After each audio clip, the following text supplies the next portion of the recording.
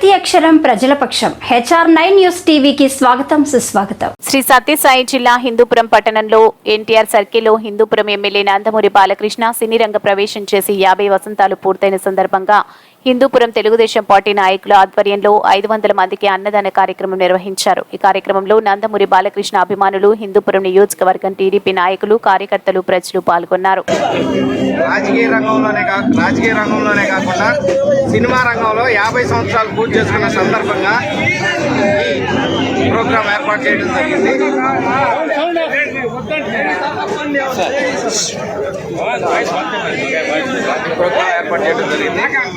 ఆయన ప్రతి రంగంలో కూడా సక్సెస్ అవుతూ సినిమా రంగంలో అదే సేవ చేస్తూ సినిమా రంగంలో కూడా ఈ 50 సంవత్సరాలు పూర్తి ఇంకా మరిన్ని ఇంకా 27 కోట్లు ఆయన ఈ సినిమా రంగంలో కొనసాగాలనుకుంటూ మేము ఆ దేవుని ప్రార్థిస్తున్నామని తెలియజేస్తున్నాం. అందరికీ నమస్కారము.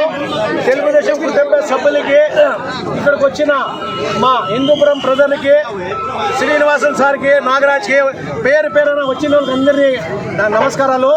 ఈరోజు మన నందమూరి బాలకృష్ణ హీరో గారు హిందూపురం ఎమ్మెల్యే, ఆయనకి సినీ ఫీల్డ్లో వచ్చి 50 సంవత్సరాలు దాటిన శుభ సందర్భంగా మేమందరూ కలిసి ఈ ప్రోగ్రాము, శుభదిన ప్రోగ్రాము బ్రహ్మాండంగా చేయాలని అనుకొని బాలకృష్ణ కోసము మేమందరూ కలిసిమెలిసి ఏకతాటిగా వచ్చి ఈ ప్రోగ్రాము మేము సురేంద్ర సార్తో పర్మిషన్ తీసుకొని, శ్రీనివాసన్ సార్తో పర్మిషన్ తీసుకొని ఈ ప్రోగ్రాము చేస్తున్నాము. ఇక్కడ వచ్చిన వాళ్ళకి అందరికీ పేరు పేరున ధన్యవాదాలు.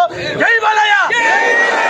ప్రియతమ శాసనసభ్యులు, సినీ ఆకాశంలో లాలని ధృవతార నందమూరి తారక రామారావుడి వారసత్వం తండ్రికి తనయుడిగా యువరత్న నటసింహం లెజెండ్ నందమూరి బాలకృష్ణ గారు తన సినీ రంగ ప్రవేశం చేసి 50 సంవత్సరాలు పూర్తి చేసుకున్నందుగా ఈ 50 సంవత్సరాల్లో బాలనటుడిగా, యువకుడిగా అనేక పాత్రలు జీవం పోసి ఆ పాత్రల ప్రాధాన్యత పెంచి అనేక రకాలుగా ఆయన నటన చాతుర్యాన్ని చాటి తెలుగు ప్రేక్షకులందరికీ కూడా కనువిందు కలిగించారు.